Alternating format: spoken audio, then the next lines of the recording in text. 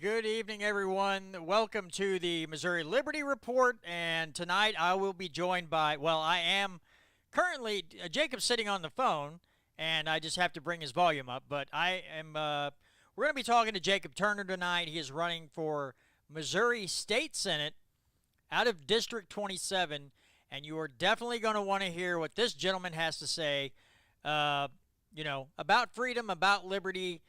And I believe that it's somebody that we can have faith in to do what's necessary here in the state of Missouri to rein big government in, and I don't know, maybe pass legislation that's freedom friendly, things like that. I don't know. You shouldn't have to pass legislation to make freedom more abundant here in the state of Missouri, but the way our state is now, kind of what you have to do sometimes. But anyway, let me get the recording started, and we shall resume with the Freedom Talk.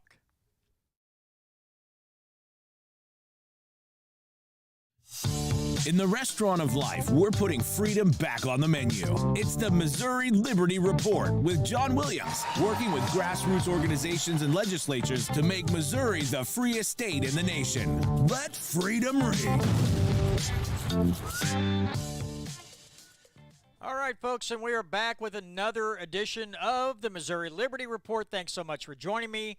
If it's by radio, if it's by podcast, if it's on Rumble, if it's here live on YouTube or after the fact on YouTube, I appreciate each and every one of you who listen, download, however you get the show.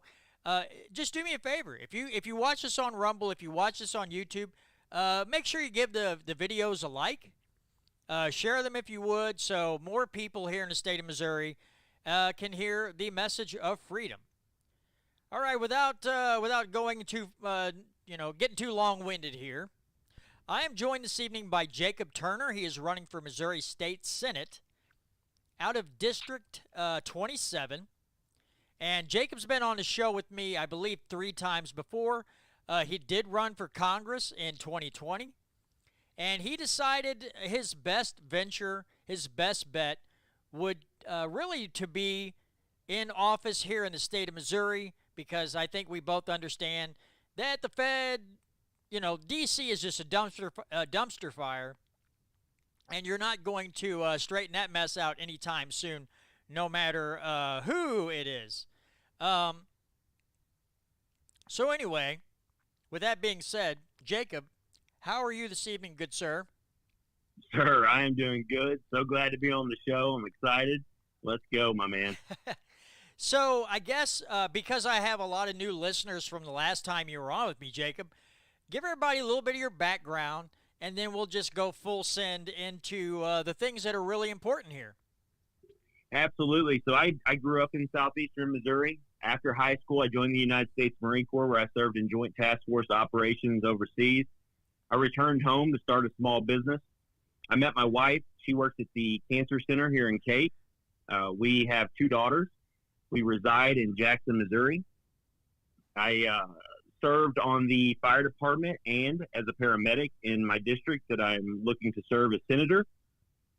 However, I've had to put my EMS career on hold for this run. This is a full-time job to run this campaign. So we are excited about bringing freedom policies and free market approach to Missouri and being a voice for the people. Excellent, excellent, excellent. So, I guess the big thing is what made you decide to run, here in the state? What was the overall factors that made you decide, hey, you know what, I'm going to run for Senate here in the state of Missouri? I've always been a servant to the people, to the country, community. But seeing that there were so many people in government who didn't understand the proper role of government, so many representatives that I felt overstepped, infringed on our rights, pushed policies that reduced the basic fundamental rights that we had from the inception of this great country. And so I wanted to be an example for how it should be done in our district and to show people that freedom and liberty is still the way to go. Yeah, and I mean, well, let's see. Grant's already got a question here. How are you going to fight against the gun-grabbing cops in your district? Because I guess some of them are not very happy about SAPA. I have heard that there are certain law enforcement officers that are not happy with SAPA, but we have to make sure that we protect it at all costs. I know that they're going through different court appeals right now, and it's trying to be overturned. But the Second Amendment must be held strong, and that's why it's important that we have voices in the Senate who will fight and protect those rights.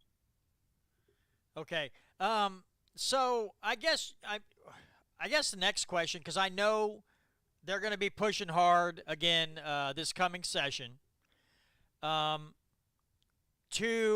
try to get Senator Eigel's bill, SB 100, gold and silver, trying to get that through the House, again, because that's where it died last year, second to last day of the session. What are your thoughts on SB 100? What are your thoughts on gold and silver as legal money here in the state of Missouri? Well, that was the original intent, right, for money. I mean, gold is the true essence when you talk about a paper. A dollar is just a note for that piece of gold. We've seen the dollar diminish greatly over time with the implementation of the Federal Reserve and the banking system at the federal level, and that's why inflation is so high. They print money that doesn't have backing, therefore driving the value of the dollar down.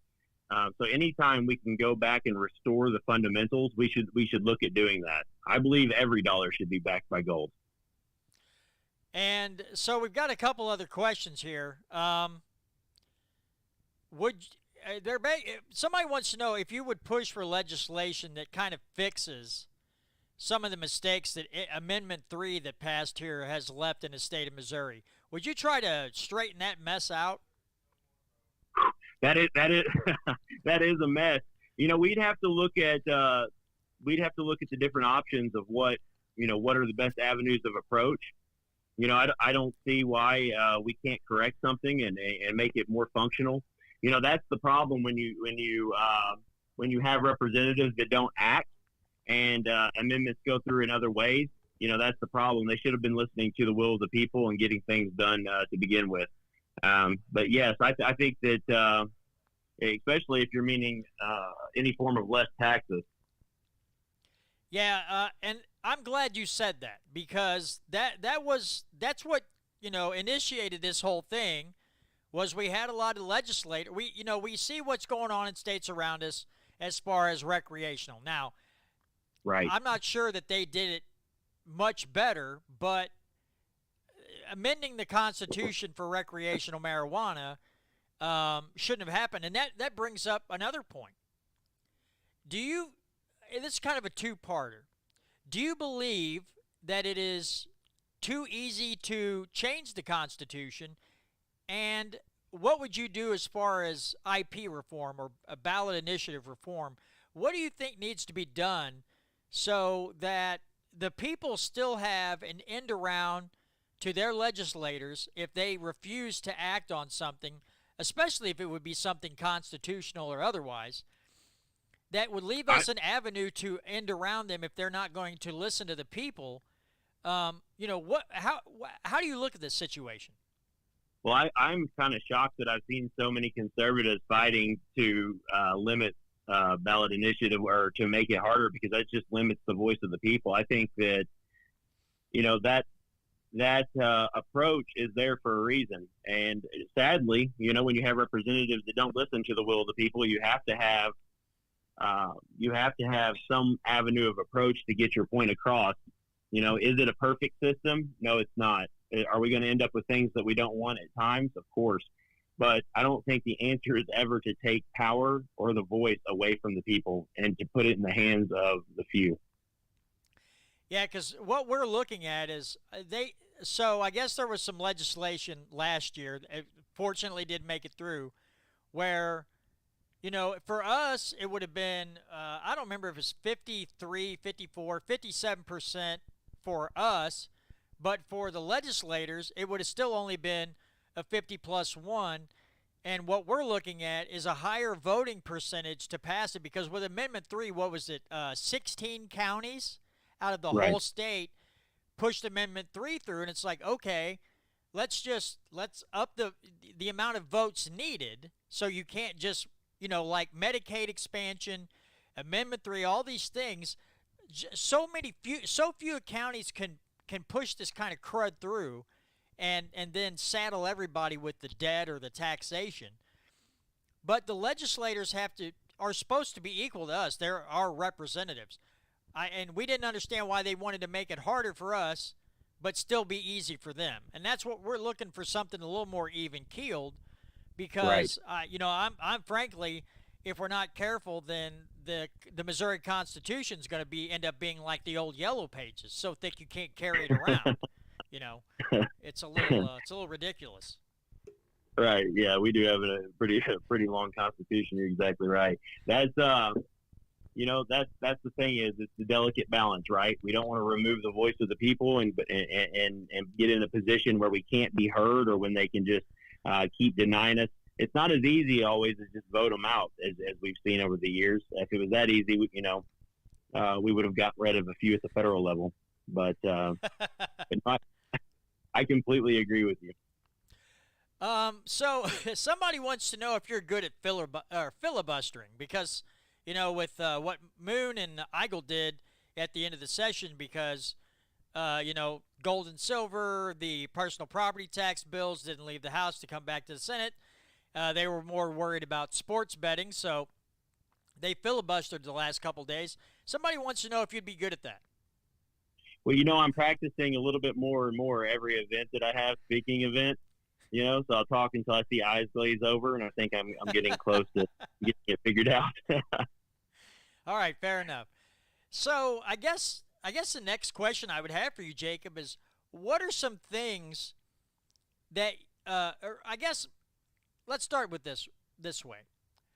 What are some things that maybe your constituents have voiced their concerns about? What are some of the things that you hear when you go to these events that people are most concerned about here in the state of Missouri? Well, naturally, people are very concerned about the Second Amendment Preservation Act. People are worried about our economy. People are worried about, what's the future going to look like for, with the madness that's coming down from the federal level with a bloated budget. With public schools, there's a lot of concern with public education being more focused around indoctrination than education at times. People are scared. They're worried about their kids in school, and then what's going to be left for them to go out and, what kind of society are they going to live in after? It's all in all, I think the same fears that you're hearing in your area, it's pretty much universal. I think a lot of people are just, they're concerned because there's so much madness going on and being pushed down on us. So, all right. Well, we've got Tom Martz in the live chat here, and Tom's our Missouri Constitution guy. He literally knows it like the back of his hand. And right. He wants to know: have you read Article 3, Sections 21 and 23 of the Missouri Constitution? And do you? I have read. Go ahead. I'm sorry. You go ahead. And do you plan to be as hard ass on those sections of the Constitution? I tell you what, I have read the Constitution.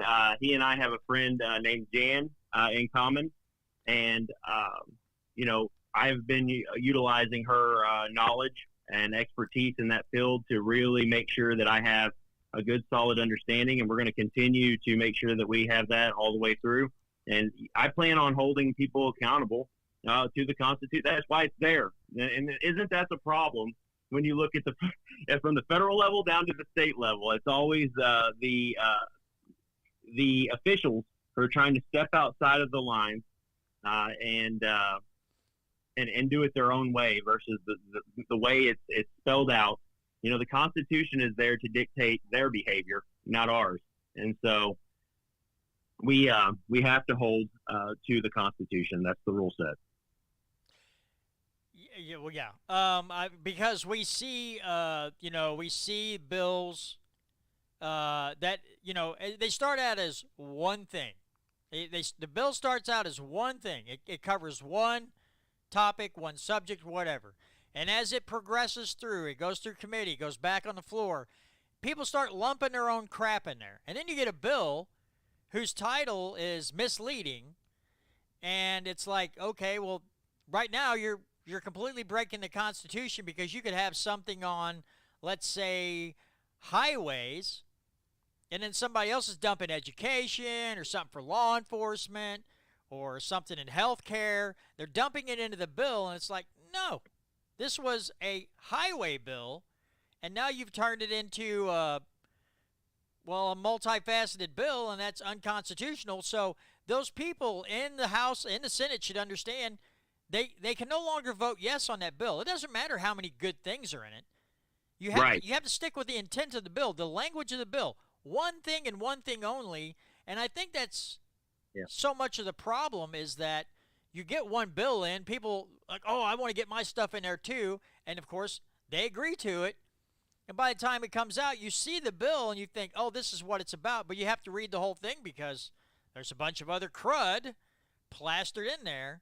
And I guess, in my opinion, that's why we're kind of in the situation we are now. Would you agree with that?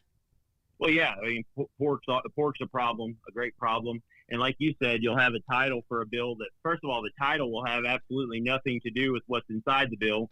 It'll sound very lovely at the sound of reading the title. And then you get into it, and everybody wants to tack on, amend, and try to get theirs in.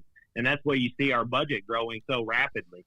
I've always been a proponent of let's stick with exactly what the bill is about, and let's do single issues and break it down. There's no reason there should be phone book bills, and there's no reason there should be representatives voting for bills that they haven't read. It's nonsense to me. Yeah, well, sometimes, I jest, of course, but sometimes you have to pass the bill to know what's in it, right? That's what we've heard before. That's what they say. That's what they say. So but no, I will never. If I am not given time to read something, it's an automatic no for me. It could be the best bill in the world, but if I'm not given time, look, I'm being put in this position because the people of my district trust me.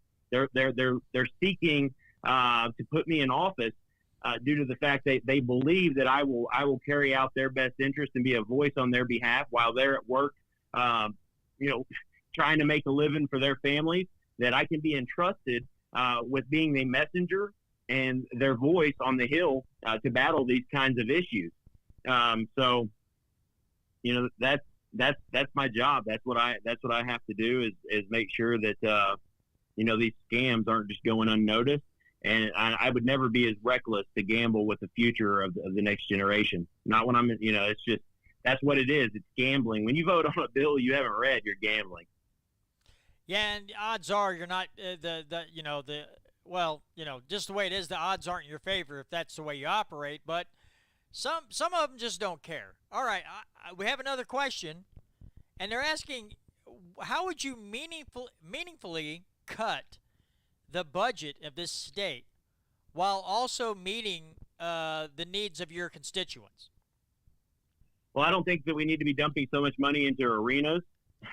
We don't have arenas here, but we're also dumping it. If you want to look at my district, we dump massive amounts of money into the university here. They're making money hand over fist on education from these federal loans that they're giving these kids to go get these degrees. They got tuition jacked up through the roof, and then they're coming back asking for support from the state. That's just that would be a good start. That'd be a good start. But having someone different at the helm of District 27 will help greatly.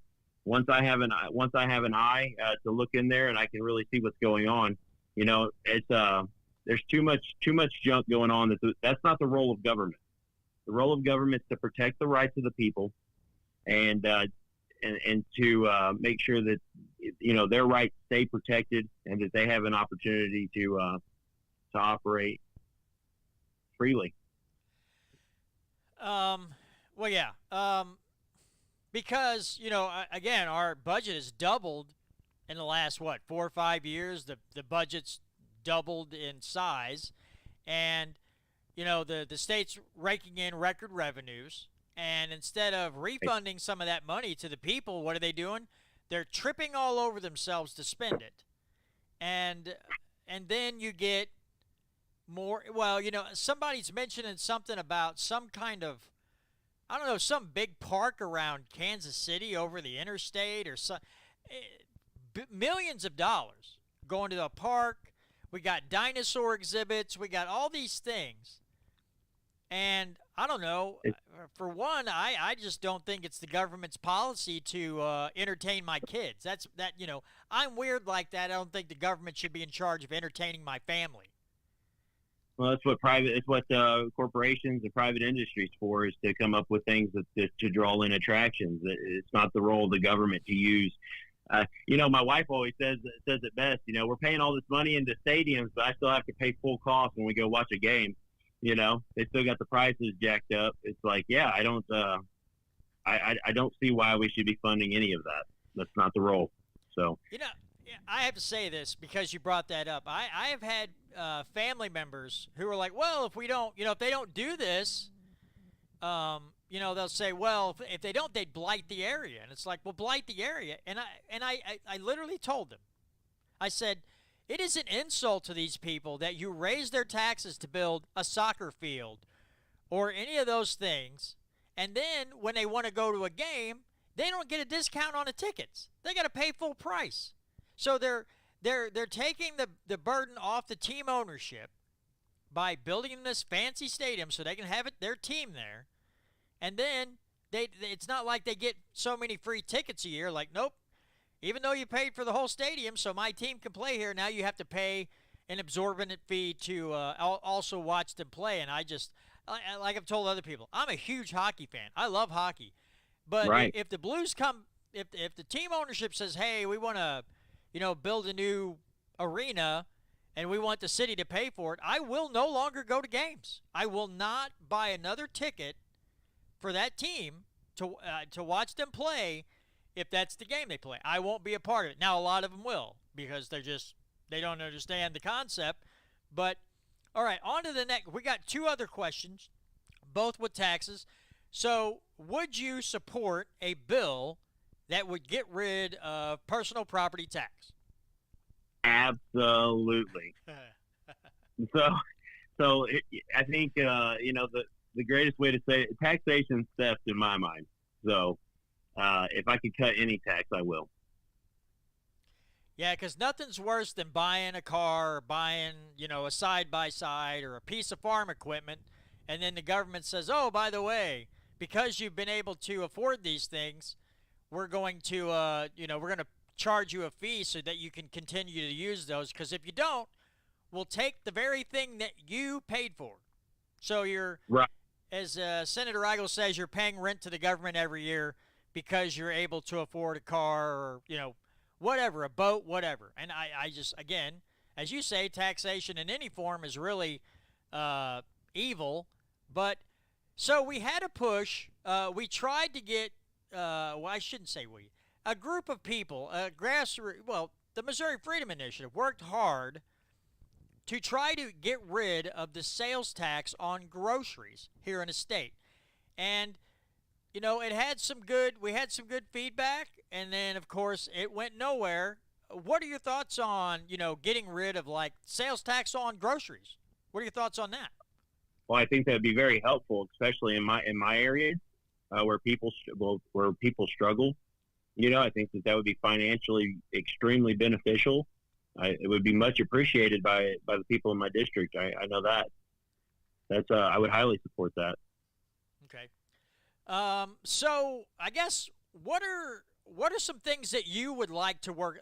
Let's say that you get elected. What was some of the first pieces of legislation that maybe you would look at having written up and put forth to see and go through the process, what are some things that you would personally like to work on if elected to the state senate? Well, I do like the idea of switching our tax system to more of a Tennessee-based tax system, to where we operate more off sales versus this over tax system where we're getting hit on our property, we're getting hit on. I think that system is really a good setup. They're transitioning into it now. We see a lot of states that don't have an income tax that are thriving. When you're not penalized for owning property, that's where the place people want to be. When Tennessee switched their tax code, we had people who were pretty well off in our area start to move over that way. So that just goes to show that whenever you ease the tax burden, you bring in people who have the ability to create jobs, open up businesses that can provide for the economy. It's beneficial all the way around whenever you move to a system where you start to slash taxes and take off the burden. Plus, with that, I don't believe there's anything. I believe the word fair taxes is silly, because there's no such thing as fairness in taxes. But when you do have a system like that, when people are buying, they are, more people are paying that normally don't. So I mean, you can look at it that way from some people, but I think also something that I looked into and worked on in my last campaign. I think we spoke about this before. It's become a hot topic recently, and I remember getting knocked on it, was the human trafficking issue. We had spoke about that, about my push when I was talking out of Congress. And I remember people always saying, why are you worried about something like that? Focus on Missouri. And it's like, well, in Missouri, we're number 4 for the worst human trafficking numbers in the United States. So as someone who's been through the professional training with the associations that are working on that fight here in Missouri, it's pretty incredible, because there are, I know that federal dollars is a dirty word for most things, but there's a set amount of money that comes by way of the bill that was passed in 2000. That was the first human trafficking bill that came by way, and they set it up so federal dollars go to each state to fight it. But for the last 4 years, those funds have not been passed out, so they've just been sent back. While we're setting at number 4. In this, we're not talking about adults who are out prostituting. We're talking about, out of the calls that were called into the national level hotline, because Missouri doesn't have a hotline, 243 cases were proven to be accurate. 46% of them were children who were being used as sex slaves in Missouri. The monster that's on the top 10 list for the FBI for human trafficking, one of the most wanted men in America, is from Missouri for human trafficking kids. So, I mean, this isn't, it's like we were talking with the association that I tried to link you up with so you could speak with the director on your show. This isn't an issue that's just overseas. This isn't some faraway land. This is our backyard where this is occurring, and I spoke out a lot about that, over the last 3 years. And so I would really like to take on this issue if I'm elected, and I really crack down, because I don't think there's any greater cause than protecting our children and defending them from, the atrocities.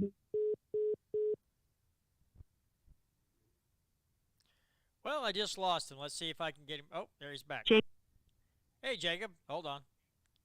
What's up? We lost it for a second. What was the last thing you heard me say? Just wanting to work on, fighting human trafficking here in Missouri. Right. Yeah. So the numbers are outrageous. They're sickening, and it's hard to believe that we're number 4 for the worst in the United States. I did not know that personally. I did not know that we ranked. Here's the thing. So Missouri takes out of its budget, half of its budget is federal. It's federal money. So we are tops in the nation as far as taking federal money. And then we're also near the top on child trafficking. We're not, yes, our state could be like Illinois or California, but I guess people, because we're not that bad, think, hey, well, everything's not that bad. We can just, keep going on with our lives. And, I would believe that most people are not aware of those numbers. And that's something we Right. got to do a better job of educating people on. Yeah, I mean, we were stoked. Like we were talking, I was talking with the Gateway Alliance for Ending Human Trafficking here in Missouri, and it's like they said, they're stoked that this new movie came out, and that people, I haven't got. I hear the movie's great. I haven't got to see it. I have it scheduled to watch with one of the groups that I've been working with out in Perryville on September 1st. So if any of the listeners are around Perryville, check out my Facebook, and we can all go watch the movie together.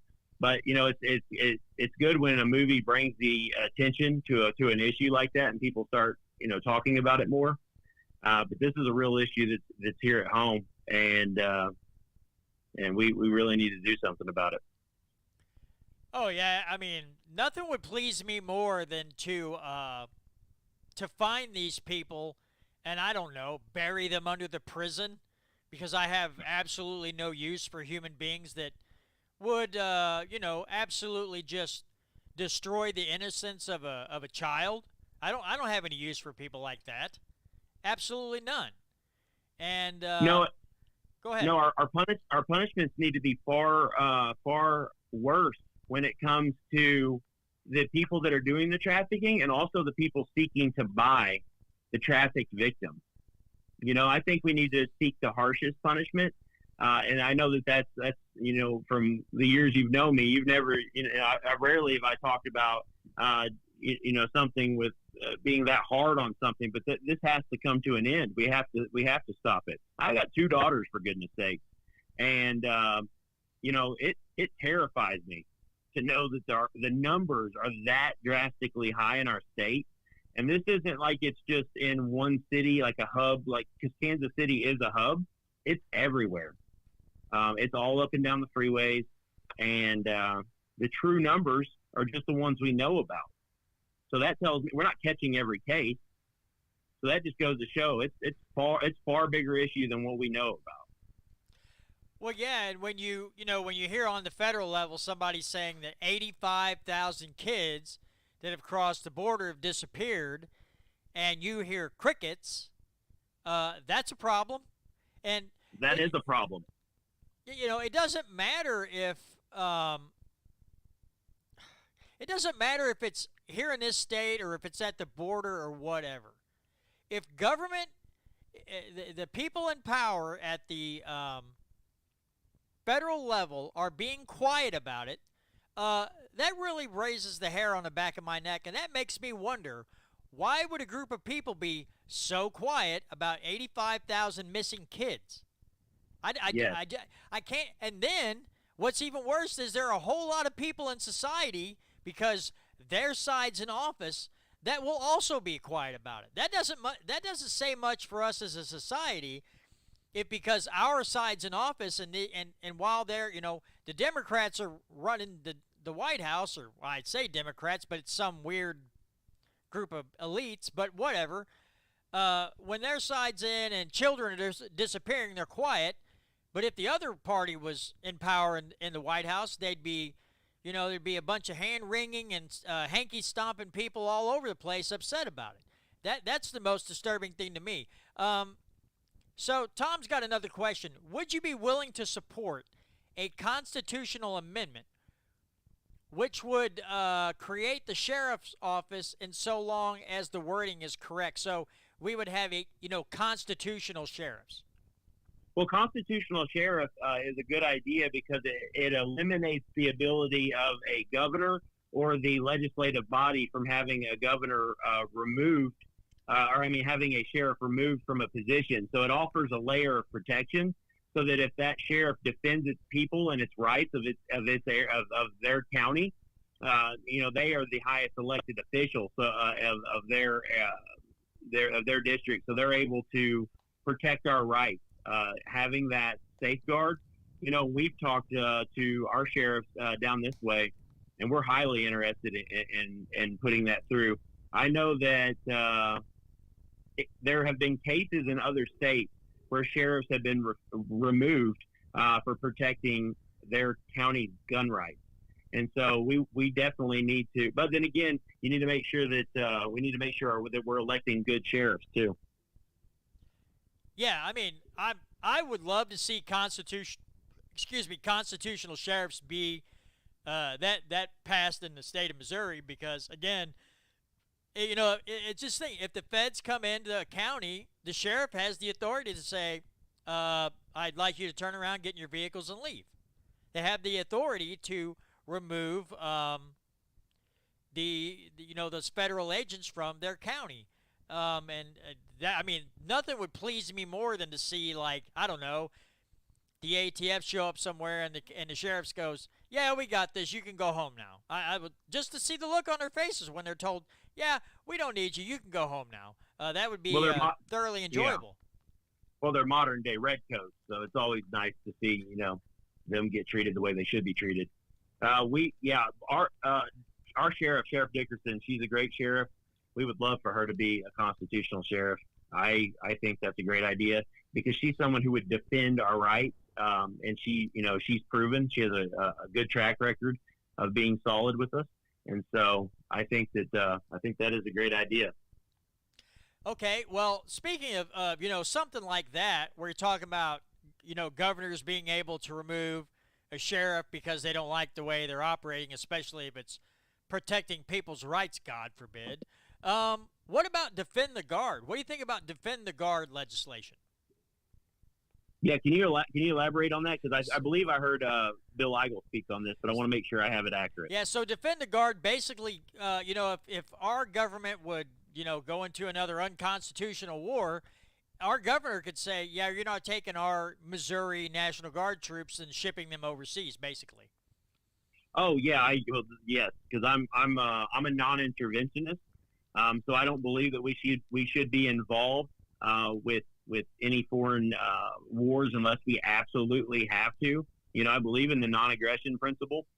I believe that I don't believe in the idea of nation building or going over there, because nation building has only worked with our nation. Everywhere else, we have failed miserably. And so it just put us in tremendous amounts of debt, and all it does is fuel the military-industrial complex. They become the winners. Our kids that we send off to come back wounded and damaged, and the cost and the families of losing their loved ones, their children. War is not the answer. And so if we had a solid governor like Bill Eigel, I believe he would keep our kids home and safe when it came to a war that was unjust. I would hope so, because I think that that's a great idea. Okay.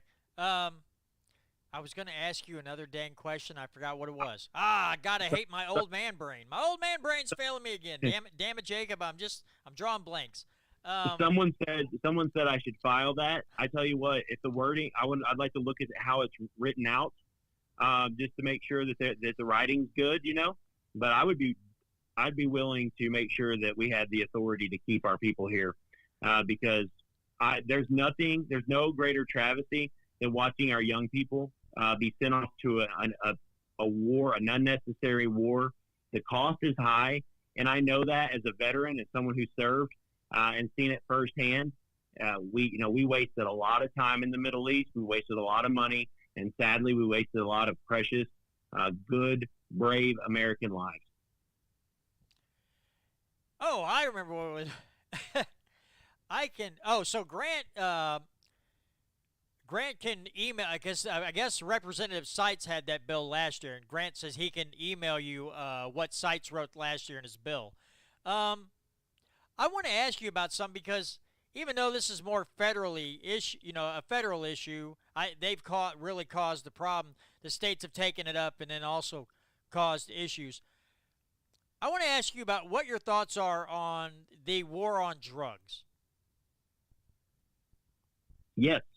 Well, the war on drugs has been an epic failure. I mean, since it's caused a lot of people to be imprisoned, it's caused a lot of broken homes, broken families. But the war on drugs has been a major flop. Heroes of mine like Ron Paul spoke out against the war on drugs for a long time, because it was just it was highly inefficient, and it caused more damage than what it would have done had we taken a different route to solve this issue.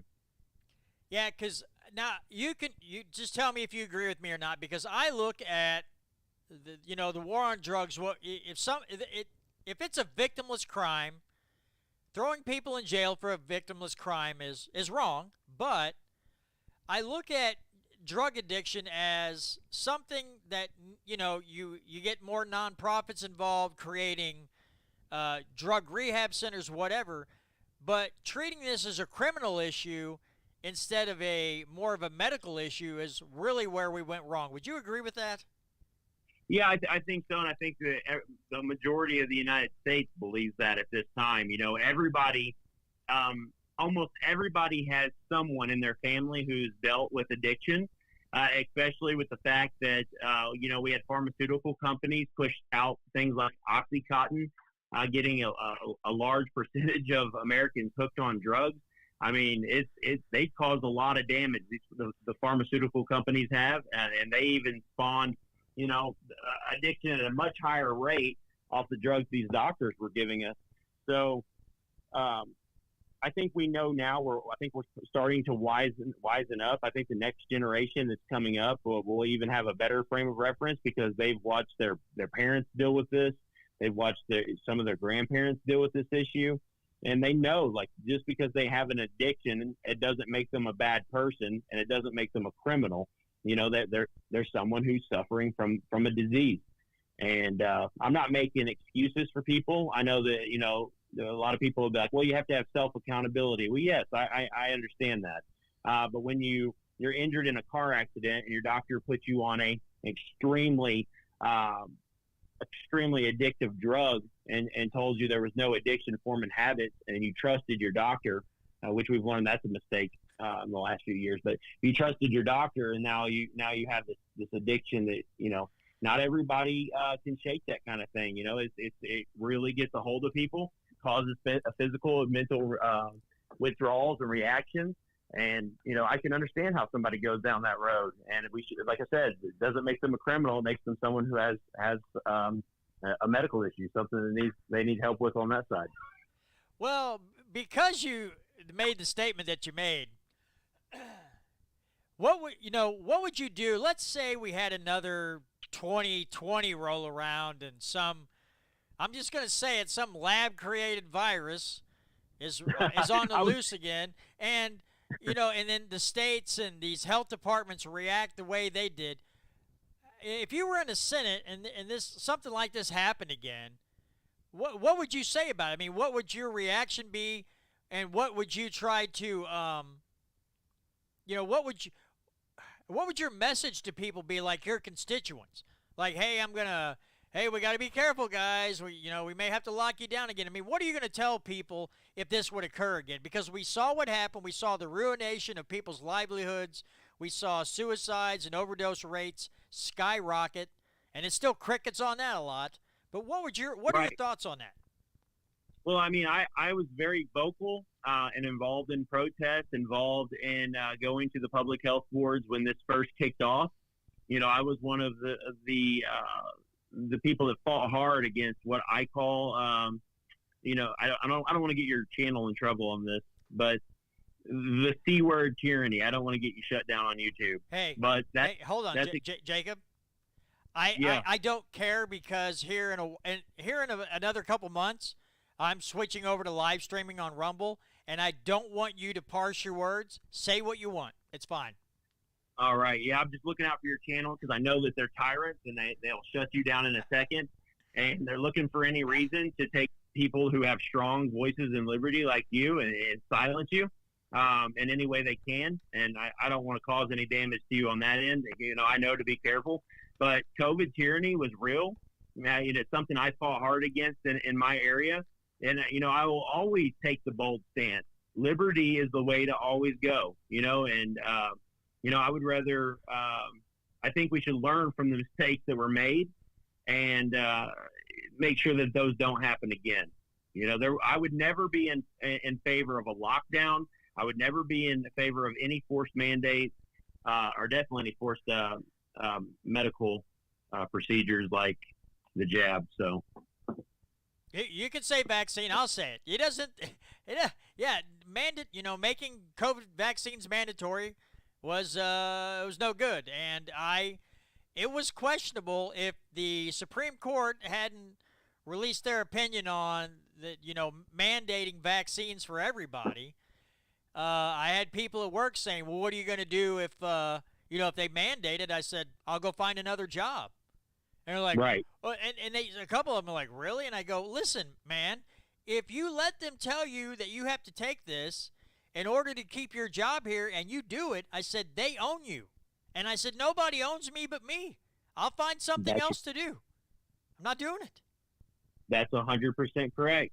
I worked in medicine at the time, and they were really applying a lot of pressure, and I got enough people together and just told them, like, hey, if you don't want to take this, or even the ones that did want to take it but thought it should be a choice, I just kind of rallied them together and just said, look, I'm willing to quit over this, and if you all are too, I think that it will actually put the power in our hands. What do you think? And they agreed.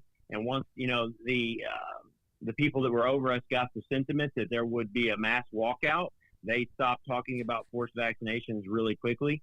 But I was willing to quit that job and go find something else to do. I believe that I have the right to choose when it comes to this medication. So there's no way. People have to stick together.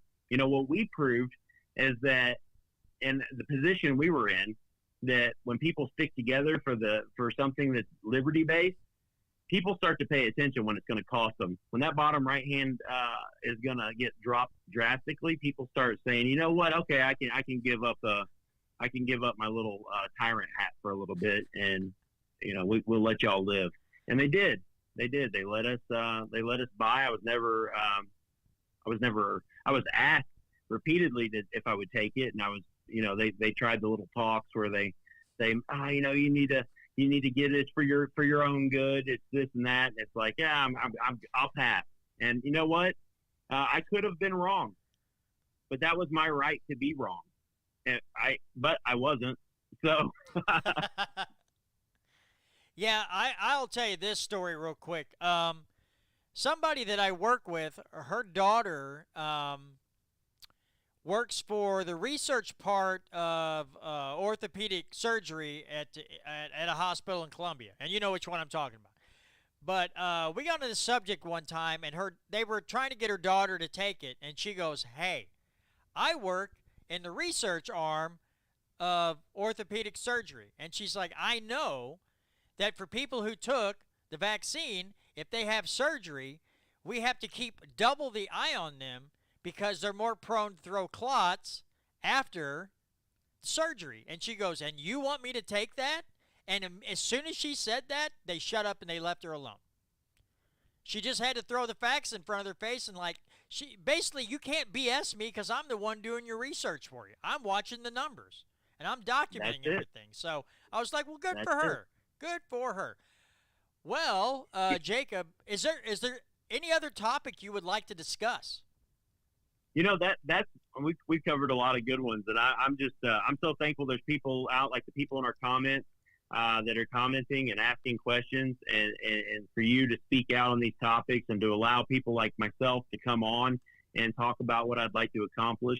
It's pretty simple. I understand the role of government, and I'd like an opportunity to represent my people and to be a voice and to work for good. And I think that we can get it done.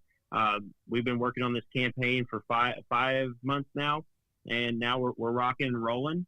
And so I see good things happening in 2024, August 6th. So if you would like to check out the campaign website, Jacob Turner for Missouri.com, and then all my social media, I've kept it uniform, Jacob Turner for Missouri. And then the email, I've seen someone say something about emailing me a piece of legislation, Jacob Turner for Missouri @gmail.com. Would love to see it. Yeah, and I've got the link to your website down in the video description. And then I will also put it in all the other descriptions. on in the podcast. Anybody that looks up the podcast will also see that link. Well, Jacob, again, I've had you. This will be the fourth time on my show, and I trust you because you haven't changed your stance when you ran for U.S. Congress, and you're still holding the same stance here running for the state of Missouri. And I've had the opportunity to talk to you, see you face to face at one of Eagle's events, and I truly believe you mean what you say, and I'm really. This sounds awful, and I apologize when I say it. I'm really glad that you didn't win and go to D.C.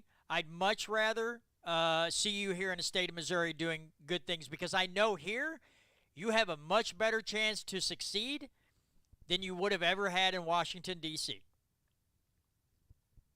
I understand that, and there was a time where I realized, in the midst of the campaign, I was watching state politics. I was watching what was going on, the players, and I was thinking, I really wished I would have chose to just run for the state office at the time because there was so much exciting stuff happening in Missouri.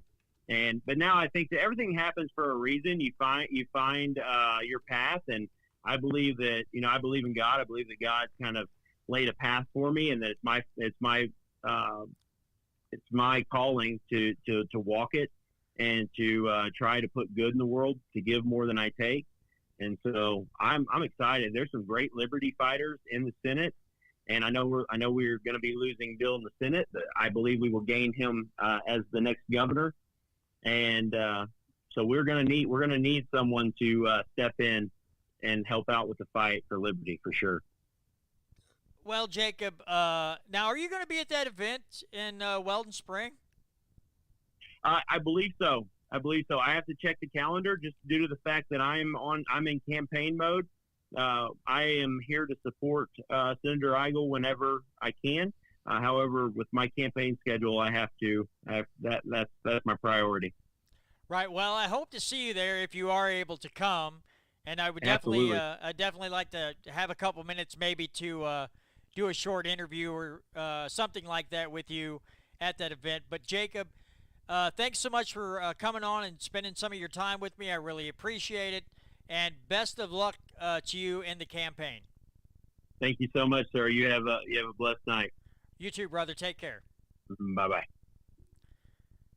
All right, everybody. Jacob Turner. Again, I've known the guy for a few years. Robert Smith actually lined us up and to have him on the show. The first time when he was running for Congress, and I like the guy. I mean, I think he's a genuine human being.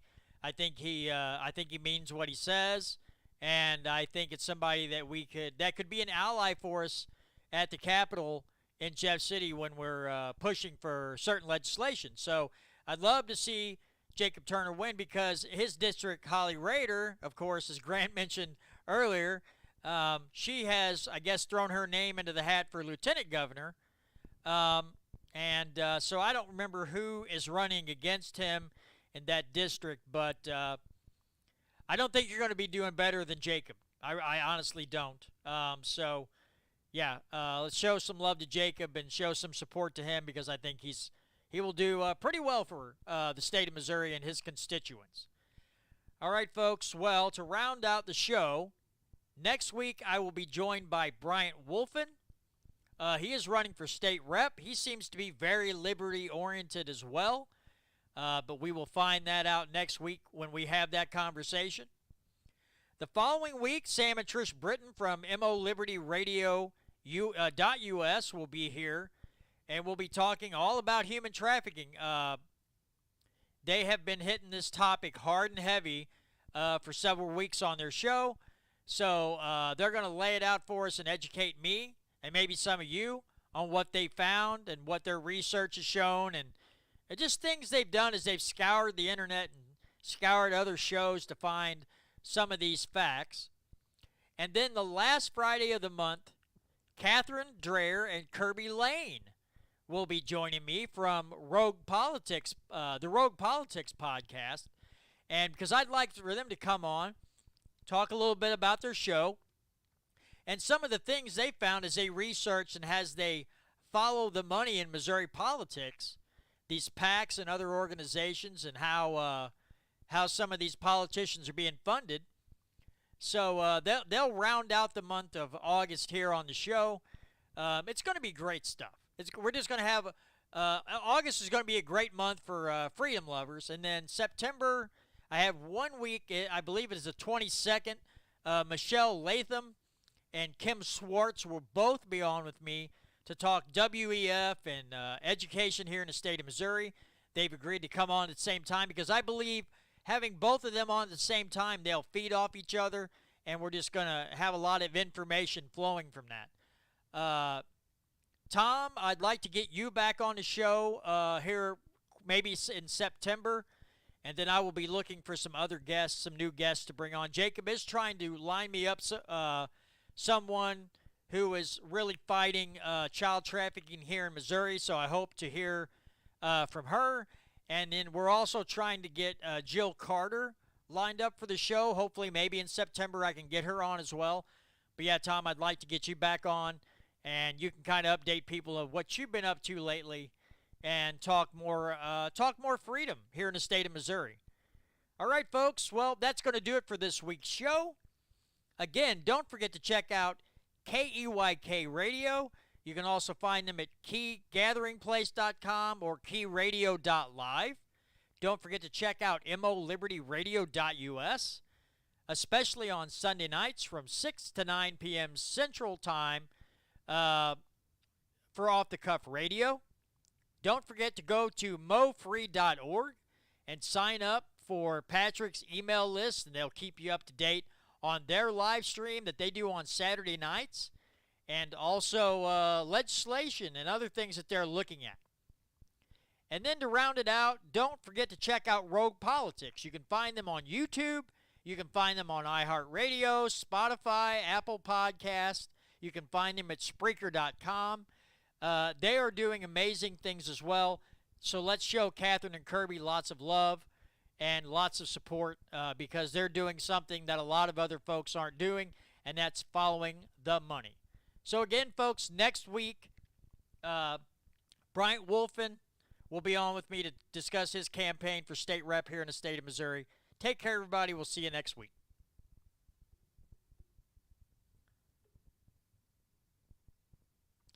All right, guys, I appreciate you. We are scoring legislation, so we'll be interested to see who's actually complying with. There you go. There you go. There you go, Tom. You got the old. See who's complying with Section 21 and Section 23 in the Missouri Constitution. That'd be good. So yeah, if you want to text me later, Tom, if there's a Friday in September that works well for you, shoot me a text, and I'll set it up in the calendar so I get that date set, and then I don't set it for anybody else. But I'd love to have you back on and talk about talk about what you've been doing lately and get people up to speed. And just because I like having you on the show, we have a good conversation. So anyway, folks, thanks for joining me again. Appreciate all the support. Thanks for all the comments and questions. And then, again, next week, we got Mr. Wolfen on, Bryant Wolfen on, and I'd like to hear more of what you have, more questions for him next week as well. So with that being said, have a great weekend, everybody. Be safe, be careful, and let's keep fighting for freedom in Missouri. And, all that good stuff. But I appreciate each and every one of you. Have a great night. Have a great weekend. We'll see you next week right here on the Missouri Liberty Report.